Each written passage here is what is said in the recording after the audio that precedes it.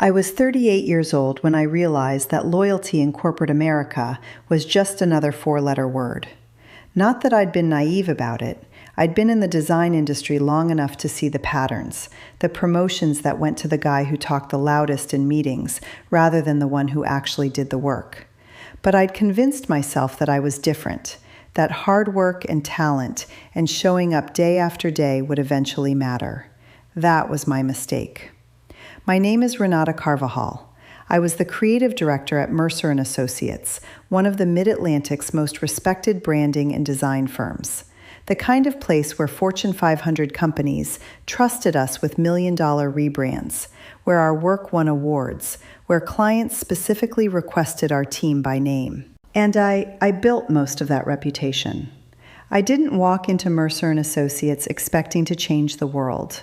I walked in 12 years ago with a degree from RISD and a portfolio that was decent but not extraordinary. I was hungry, though. I was the kind of person who would stay late to perfect a typeface, who'd come in on weekends to refine a pitch deck, who actually cared about the work instead of just the paycheck. And for the first few years, that hunger paid off. I moved from junior designer to senior designer to art director to senior creative director, each promotion feeling earned. I could see the trajectory. I thought I was on my way up. But then something shifted. Around year 7 or 8, I noticed that the promotions stopped coming.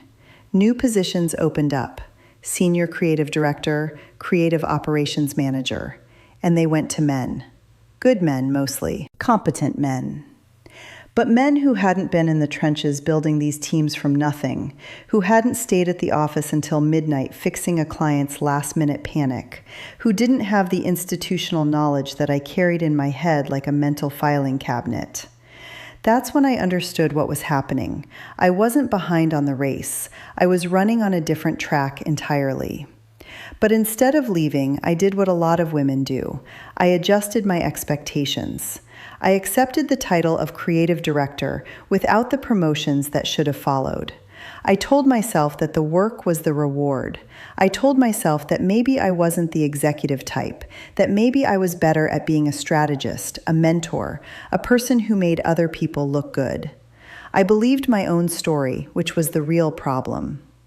The man who perpetuated this story was named Clifford Mercer, third-generation Mercer. He didn't found the firm. His grandfather did back in 1962. Clifford inherited it at 42, about 10 years before I arrived. He was a partner in the way that some wealthy people inherit partnerships. He came with capital and a name, not with any particular vision or talent. Don't get me wrong, Clifford wasn't incompetent. He was just aggressively average. He understood business in the way an accountant understands business: profit margins, client retention, overhead costs. He had no real feeling for design, for creativity, for the subtle magic that happens when a team of talented people genuinely collaborate. But he had something better than talent. He had authority, and he used it the way a lot of mediocre men use authority, to protect his own position. Clifford was the kind of boss who would swoop in on a pitch that was going well and take it over at the last minute, claiming that he wanted to add leadership presence. He'd make changes that were usually worse, but because they came from him, the client would see them as sophisticated refinements.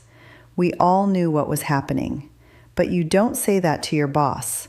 You smile and incorporate the changes and make a note in your mental ledger. He was also the kind of boss who threw around the word culture like it meant something.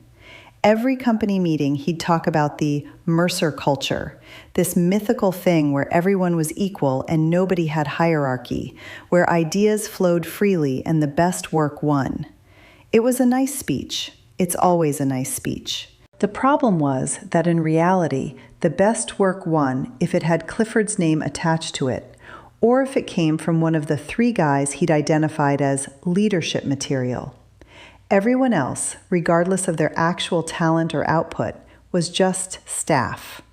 There were 5 of us in the core design team by the time this all started. Me, Jenna, who was a brilliant UX designer in her late 20s, the kind of person who could solve a navigation problem that no one else even saw. Marcus, mid-30s, who did illustration and motion work, insanely talented, could draw anything, animate anything, the guy who made impossible deadlines possible. Theo, early 30s, a strategist who could talk to clients in a way that actually made them understand why design mattered. And David, the oldest of us at 42, who was our web architect and had probably forgotten more about responsive design than most people in the industry would ever know. We didn't work for Clifford the way you're supposed to work for a boss. We worked despite him. We covered for him in client calls when he said something technically wrong. We redid his ideas in private so they actually made sense. We built the best reputation in the company by being so good at what we did that clients didn't care about the leadership structure. They just wanted our team. And I was the person who held that team together. Not officially, that wasn't in my title. But in reality, I was the one who knew what everyone was working on, who could see when someone needed help before they asked for it, who could mediate when Jenna and Marcus disagreed on an approach, who stayed late with David to debug a deployment issue, even though that wasn't technically my job. I was the person who made sure that team didn't just function, it thrived. Clifford, of course, took credit for this. In client meetings, he'd reference our team's collaborative approach, as if he'd designed it. In company meetings, he'd talk about building an internal culture of excellence, as if he'd done anything but sit in his office and wait for us to make him look good. The other partners, there were two of them, both older, both men who seemed to genuinely respect the work, would sometimes push back on this. But they had their own clients, their own teams. They weren't going to fight Clifford's turf wars. So I did what I'd been trained to do. I smiled. I played the role. I watched as Clifford hired his cousin's friend, fresh out of college, and immediately put him in a strategic role that should have gone to someone with actual experience. I watched as Marcus applied for an internal promotion and got passed over, with Clifford later suggesting that maybe Marcus wasn't a big-picture thinker. I watched as my own salary stagnated year after year, while Clifford gave himself bonuses and updated his car in the parking lot. And I did nothing. Not because I didn't see it, I saw it clearly, but because I was afraid. Afraid that if I spoke up, I'd be labeled as difficult. Afraid that if I left, my career would be marked somehow, that other employers would blacklist me as a troublemaker. Afraid that I was wrong, that maybe this was just how the world worked, and I needed to accept it. That fear was the thing that kept me in place. That fear is the thing that keeps a lot of talented people in place. But fear is also a very efficient tool for building resentment. It's a slow burn. You push it down, and it doesn't go away. It just gets hotter. It gets heavier.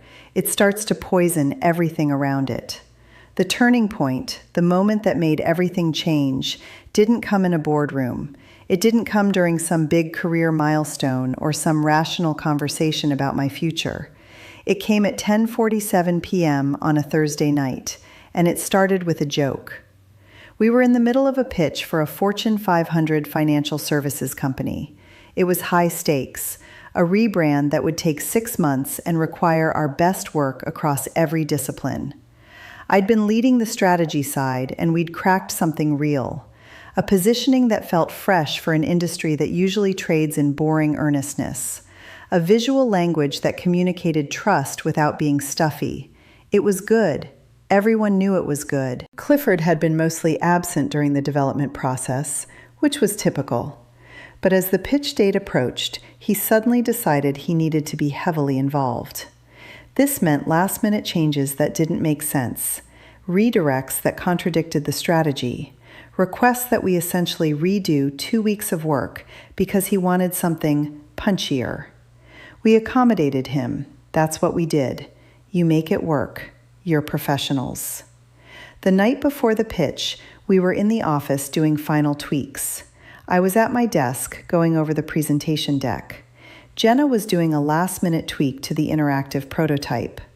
Marcus was pacing in the corner, which he always did when he was stressed. Theo was on the phone with the client, reassuring them that everything was coming together beautifully. Clifford came in around 10 p.m. He did this sometimes, showed up late, acted like he was overseeing things, when really he was just restless and bored at home. He looked at the screen where our main design concept was displayed, and he made a face. Not a good face. He said, circling closer. Walk me through this again? I got up and I walked him through it. I explained the positioning, the rationale, the visual framework. I was calm and professional and everything a creative director should be. I'd given this explanation 100 times. I could do it in my sleep. He listened, nodding, and then he turned to me with a smile. I see, he said. So basically, you took a financial company and made it look like a startup? No, I said, calmly. We took a traditional financial company and made it look modern and trustworthy without losing authority. The positioning statement is, I'm just saying, he continued, and now there was an edge to his voice. If I were a Fortune 500 company, I wouldn't want to look like my 17-year-old nephew's app. I'd want to look like, a place where millions of dollars are safe. And then he laughed. Not a quick laugh. A real laugh, the kind where he had to lean back, the kind that said he'd said something genuinely funny and clever. And he looked around the room, expecting everyone to join in. Marcus looked up from his pacing. Jenna's fingers froze over her keyboard. David and Theo both looked very suddenly interested in their desks. I felt something shift in my chest, not in a metaphorical way, in a very literal way, like something had physically moved inside my body, and when it settled back down, it was in a different place. I was angry. Not the hot, flash kind of anger that makes you yell, the cold kind, the kind that is very, very clear. We can adjust the color palette if that's what you want, I said. My voice was steady, but the design system is solid. The client specifically asked for something that would differentiate them in a space where every competitor looks identical. This does that. Clifford's smile didn't change. Of course, you know what you're doing. That's why you're so good at what you do. It was a compliment, technically. It was also not a compliment. What he was saying, what he'd always been saying was, you're good at what you do. You're good at being an executor. You're good at making things look pretty, but you're not leadership material. You're not someone who makes the big calls. That's me. I'm the one with the vision. And suddenly, very clearly, I understood that this would never change. This wasn't a problem that hard work would solve. This wasn't something that the right portfolio or the right project could fix. Clifford had already decided what I was. And that decision was easier for him than having to actually see me as a peer. So he was going to keep making jokes. He was going to keep undermining the work, then claiming he'd overseen it.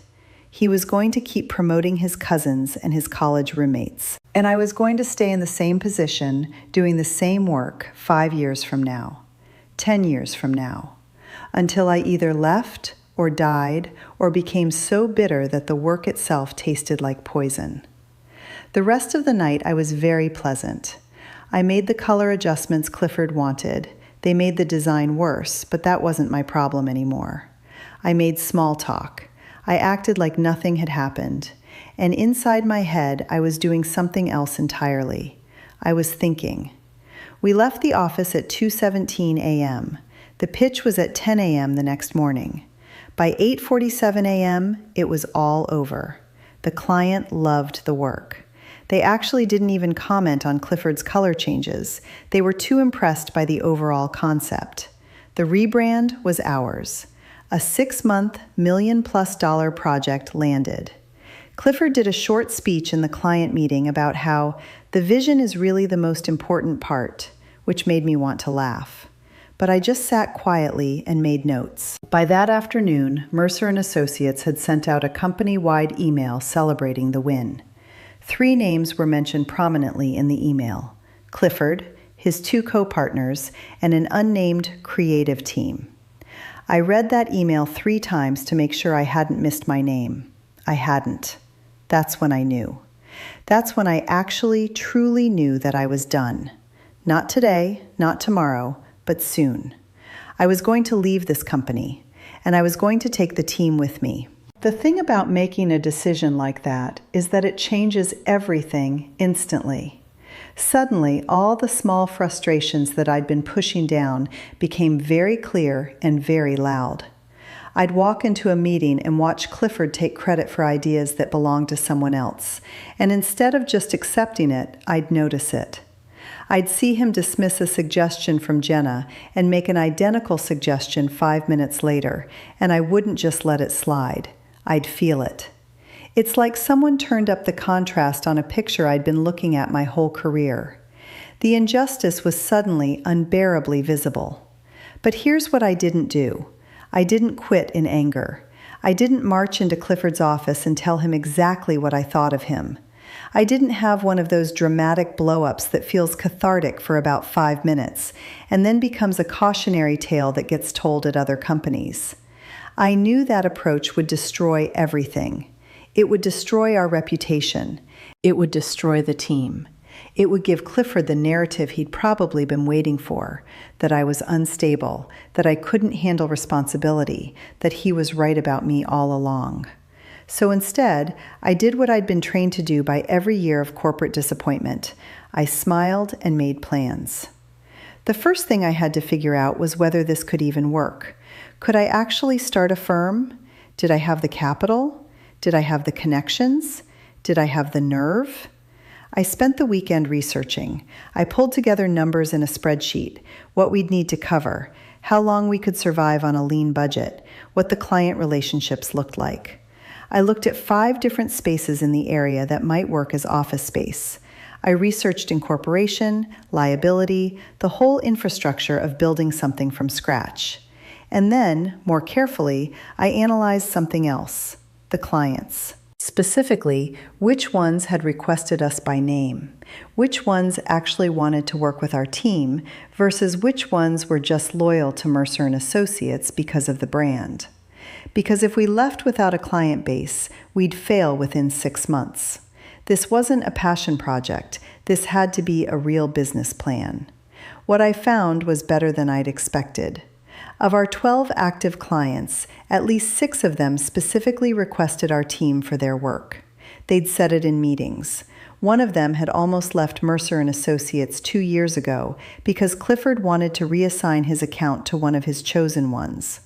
We'd managed to keep him by promising that our core team would stay on his work. So those clients, at minimum, were portable. The other thing I realized was that I had assets. 12 years of work at this company meant I had a network. I knew other designers, I knew vendors, photographers, writers, developers. I knew how to run a pitch, how to manage a timeline, how to navigate the relationship between a client's stated needs and their actual needs. I knew how to hire people and build a culture that actually worked, because I'd been doing that at Mercer & Associates despite Clifford, not because of him. By Monday morning, I had the skeleton of a plan.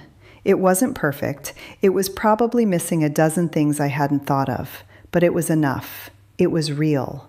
That's when I called Theo. I asked him to grab coffee with me that afternoon. Just me and him, one-on-one. He probably thought it was a normal check-in. He had no idea that I was about to potentially blow up his entire career. We sat at a coffee shop 3 blocks from the office.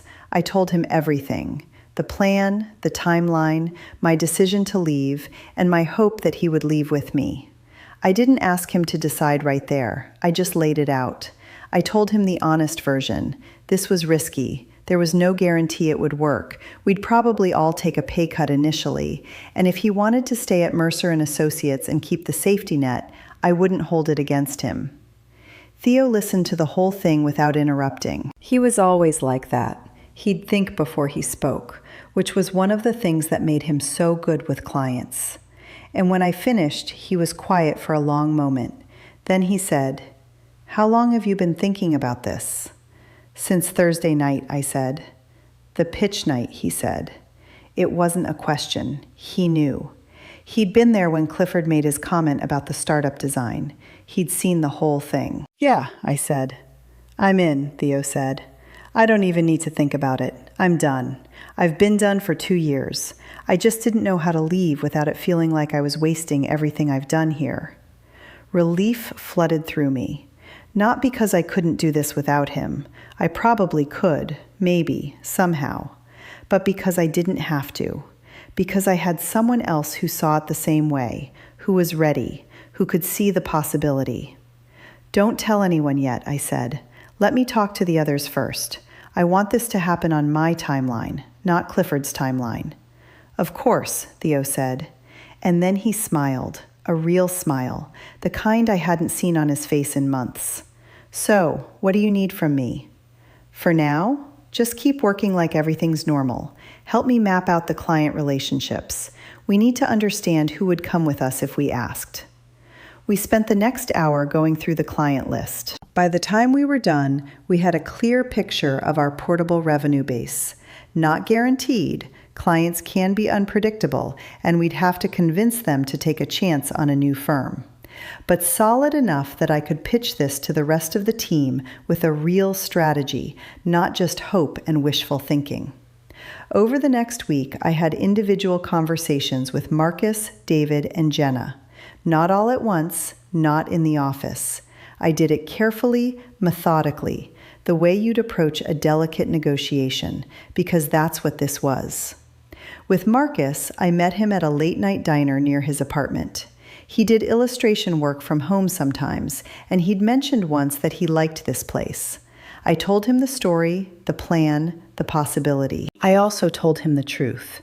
He was one of the most talented people I knew, and he was wasting that talent at a place where his boss made jokes about his work and where he'd never be promoted because Clifford had already decided he wasn't leadership material. "The thing that gets me," Marcus said, stirring his coffee, "is that I don't even want to be leadership. I just want to do good work and get paid a fair amount for it. Is that too much to ask?" "It shouldn't be," I said, "and at the new firm, it won't be. We're building this from scratch. Everyone gets a stake in what we're building." "Equity?" Marcus asked. "Yes," I said. "I've been thinking about structure. Not quite equal, I'm taking on the most risk starting this, but close enough that everyone's building their own thing, not just building someone else's."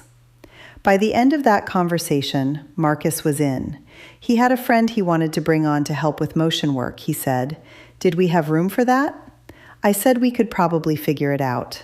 That's the thing about starting from zero. You have the flexibility to say yes to people who are good. David was the hardest sell, only because he was practical. He had a family. He had a mortgage. He couldn't afford to fail. I respected that, so I didn't sugarcoat it. I gave him the financial projections, the best case and worst case scenarios. I told him that I thought this would work, but I couldn't guarantee it. And I told him that if he wanted to stay at Mercer and Associates, I wouldn't think less of him. But then I told him something else. I told him that Clifford had been thinking about retiring early, that one of the other partners had mentioned it casually, and that when Clifford left, the firm would probably get acquired by one of the big national agencies. And when that happened, David's job would probably disappear anyway, because they'd consolidate infrastructure, cut redundancy, keep Clifford's chosen few. So really, the choice wasn't between staying safe and taking a risk. The choice was between taking a risk with me or taking a different risk with whatever came next. That seemed to land. David agreed to come with us. Jenna was different. Jenna was young, 26, incredibly talented, but at that stage where she still had options and wasn't sure what she wanted yet. I didn't want to pressure her. I told her the plan, but I also told her that if she wanted to stay at Mercer and Associates, I'd help her get promoted. I'd push for it. She was good enough that I could probably make it happen, or at least make enough noise that Clifford would have to deal with it. She looked at me for a long moment. "Would you actually do that? Stay and fight for me?" "Yes," I said, "if that's what you want." "But that's not what you're doing," Jenna said. "You're leaving." I'm leaving because I'm too tired to fight anymore, I said. But I'm still your friend, and you're talented enough that you have choices. Actually come with me, or stay and make them move you up, or get a job at a different firm that will value you. All of those are real options. Jenna was quiet. Then she said, "What's the new firm going to be like, actually?" And I described it. I described a place where ideas mattered more than titles, where the work came first and the credit followed the work, where we'd build something together instead of just executing someone else's vision, where she'd grow without having to wait for someone to die or retire, where she'd know that her contribution actually mattered. "Okay," Jenna said, "I'm in, but I'm bringing in a junior designer friend of mine if that's cool. She's graduating this month and she's looking for work, and she's good, like really good." So our core team was 5. Then it became 6. And then, as word started to spread just among the people we'd talked to, it became 7. There was an account manager who worked with our team sometimes, named Claire, who heard about it from Jenna and asked if she could come. I said yes. We'd need someone who could manage client relationships anyway, and Claire was already good at that. There was a copywriter named Hassan who'd freelanced with us before and who worked at another agency in the city. When I reached out to him, he said he'd been waiting for someone to ask him. By the time we were ready to execute, we had 9 people committed, not all of them designers. All of them people I trusted and who understood what we were building.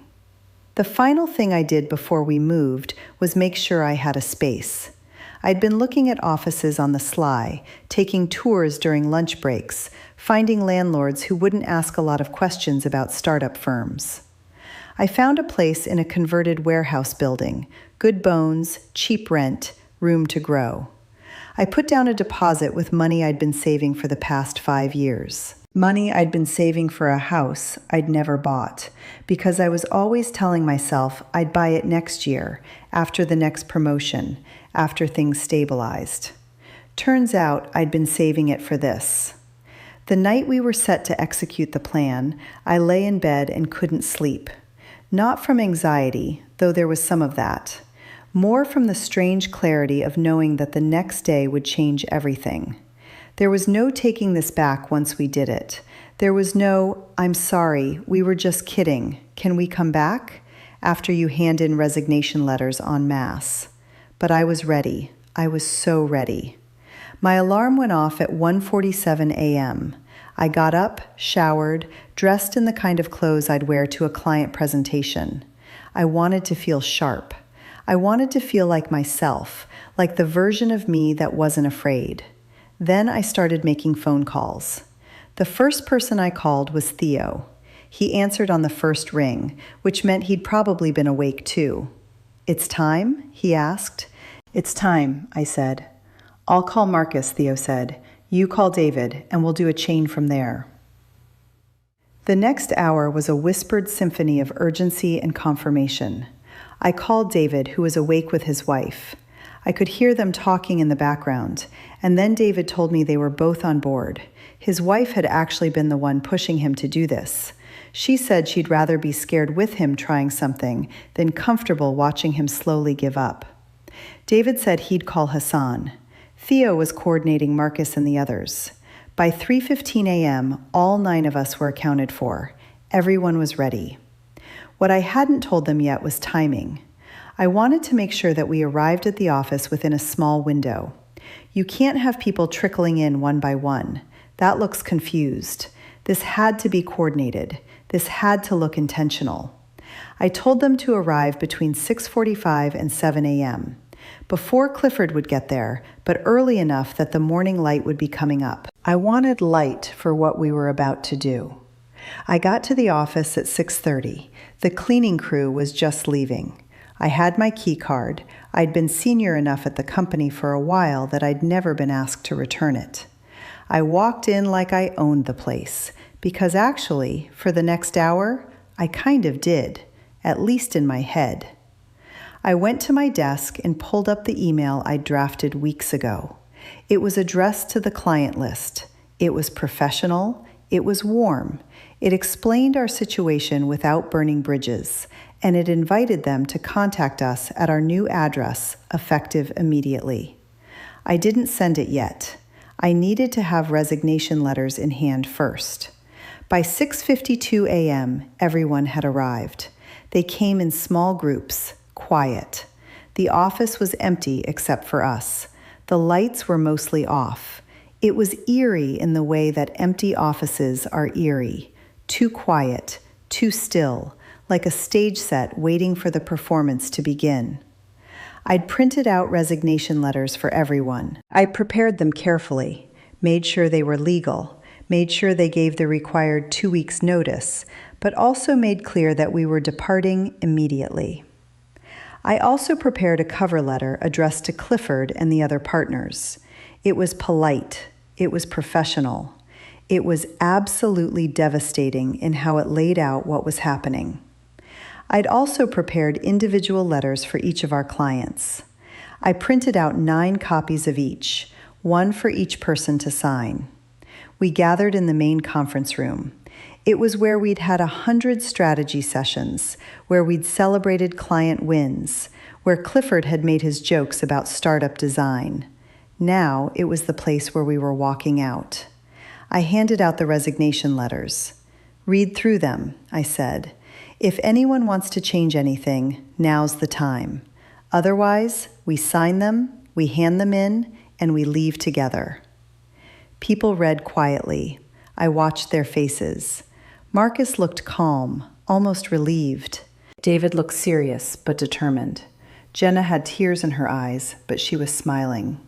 Theo was already pulling out a pen. "I have one thing to say before we do this," Claire said. She was looking at me. "Thank you for thinking of me, for making space for me in this. I was at the other firm for 3 years, and nobody ever fought for me the way you're fighting for all of us right now. So thank you." "We're fighting for ourselves," I said.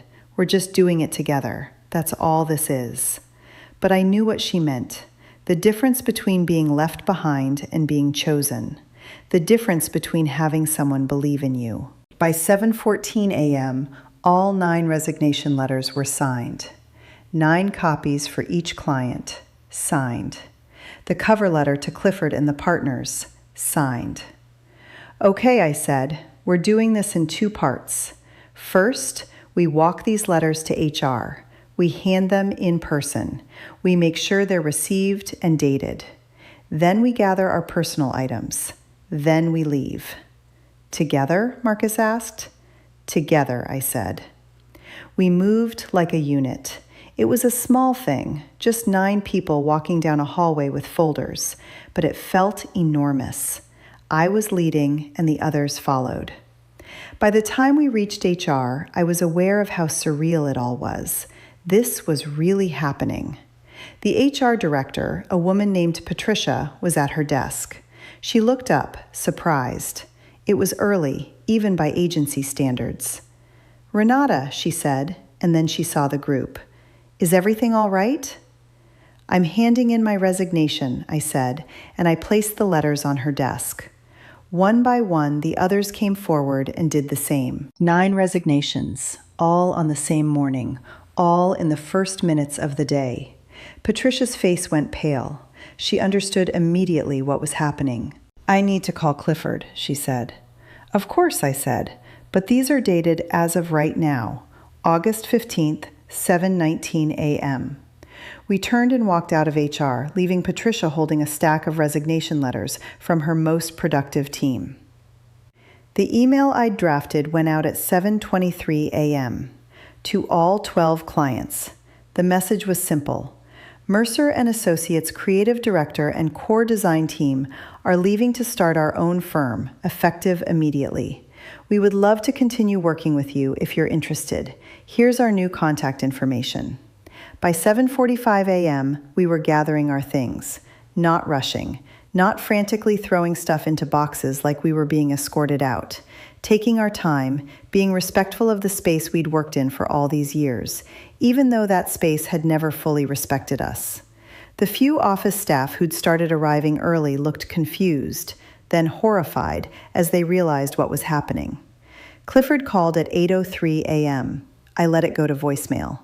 By 8:30 a.m., we were out of the building, all 9 of us, walking out into the morning light with the resignation letters behind us and the future in front of us. We didn't make a dramatic exit speech or exchange fist bumps or any of that stuff you see in movies. We just walked to the parking lot, got to our cars, and drove to a diner 3 miles away where I'd reserved a large table for breakfast. We sat there for 3 hours. We drank coffee and ate eggs and talked about what came next. There was shock, there was relief, there was the particular kind of fear that comes from knowing you've just burned your bridges, but you're doing it together, so somehow it feels less scary. Marcus said, "Clifford's probably having an aneurysm right now." "Probably," I said, "but that's not our problem anymore." "Think he'll try to fight the client transfers?" David asked. "Possibly," I said, "but we have history with most of these clients. They chose us, not him. And I have a feeling when they find out what actually happened, they'll remember that." Jenna's friend, the junior designer whose name was Priya, looked nervous. "Do you really think this is going to work?" "I think," I said carefully, "that we have maybe a 60-40 chance of making this work. We have clients, we have talent, we have a space. What we don't have is certainty, but we have each other. And we have the fact that we're doing this because we believe in it, not because someone told us we should." By 10 a.m., the first client had responded to our email. It was Marcus's favorite client, a mid-sized tech company that had come to us with a desperate rebrand situation 2 years ago. The CEO responded personally, "I'm in, whatever you need. Who do I talk to?" By noon, we had 5 client confirmations. By the end of the day, we had 8. Out of 12, 8 of our clients followed us. I found out later what happened at Mercer & Associates. Clifford apparently went ballistic. He called emergency meetings. He tried to contact the clients personally to convince them to stay. He apparently even called me several times, demanding that I return to discuss things. I never called him back. The other 2 partners, the ones who'd actually founded the current version of the firm, called me on the second day. "We're not angry," the senior partner, a woman named Ellen, said. "We're actually furious with Clifford. He made his choices. He created this environment. We warned him years ago that he needed to be serious about culture and development if he wanted to keep talent. He didn't listen, so this is what happens." "Are you going to be okay?" I asked. "We're going to have to restructure the entire firm," Ellen said, "but we're going to survive. What I'm more interested in is whether you're going to be okay. Do you need anything? Advice? Connections? Anything?" I was stunned. I'd half expected them to go after us legally, to try to claim our clients, to make trouble. "I don't think so," I said, "but I appreciate the offer." "Well, if you change your mind, call me," Ellen said. "And Renata, you should have gotten that promotion 5 years ago. I'm sorry it took something like this for you to get what you were owed." The first week at the new firm was chaos. We'd rented out half of the warehouse space, and we had to figure out how to make it work as an actual office. We needed desks, chairs, software licenses, insurance. We needed to set up payroll and benefits and all the administrative stuff that nobody thinks about until they have to do it themselves. But there was something else too. There was this weird energy. We were all working twice as hard as we'd ever worked, and somehow it didn't feel like work. It felt like building something. Within the first month, we'd brought on a few more people. Priya officially joined the team, and she was even better than I'd expected. Marcus's friend for motion work came on part-time. We brought in a business manager to handle operations, so I wouldn't have to do accounting and strategy at the same time. 6 months in, we were fully booked for the next quarter. One of our original clients had referred us to 2 new clients. We were actively hiring. We'd grown to 13 people. We'd won an award for a rebranding project that one of our original clients had taken with us. A year in, we had 30 people. We'd outgrown the first half of the warehouse, so we took over the whole building. Jenna became an associate director. Marcus became creative lead for motion and illustration. Theo became head of strategy. David became VP of technology. They weren't titles I gave them. They were roles they grew into because we built the firm around what people actually wanted to do and what they were actually good at, not around what some boss had decided they should be. Mercer and Associates, meanwhile, didn't fail. They still had 2 original partners and a reputation, so they survived. But they lost momentum. They lost the young talent who'd seen what we did and realized there were options. Clifford, I heard, took an early retirement package. Ellen and her co-partner restructured the firm into something smaller, more manageable, and from what I could tell, actually more ethical. The real lesson of all this wasn't about the success of the new firm, though yes, we did succeed and that mattered. It was about what I'd learned about myself and about the nature of power in these situations. I'd been waiting for permission to leave. I'd been waiting for the right moment, the right opportunity, the right validation that I was good enough to do something on my own. What I didn't understand was that I already had everything I needed. I had skills, I had relationships, I had the ability to read situations and adapt. I was the one who'd been holding myself back. I was the one who'd convinced myself that I needed Clifford's approval to matter. The moment I stopped asking for permission, not aggressively, not angrily, just by quietly organizing and making a plan, everything changed. Not just for me, for 8 other people who were also stuck, who were also waiting, who were also looking for someone to show them that there was another way. A year after we left, I got a message on LinkedIn from someone I didn't know. She was a junior designer at Mercer and Associates. She said, "I heard about what you did, and it gave me the courage to apply for a job at a bigger agency. I got it. Thank you for showing me that I didn't have to settle for a boss who didn't believe in me." That message meant more than the awards, more than the client wins, more than the financial success we were having. It meant that what we did wasn't just about us. It was about everyone who'd been in that same position, who'd been told they weren't leadership material, who'd internalized that message and stopped believing in themselves. I was never going to be the kind of person Clifford wanted me to be, and I realized that was fine. I was going to be the kind of person who built things instead, who valued people instead of using them, who understood that real leadership wasn't about being the smartest person in the room or the loudest voice in the meeting. It was about recognizing talent and creating space for it to flourish. It was about walking out at 2 a.m. with 9 people who believed in something better and proving that something better was actually possible.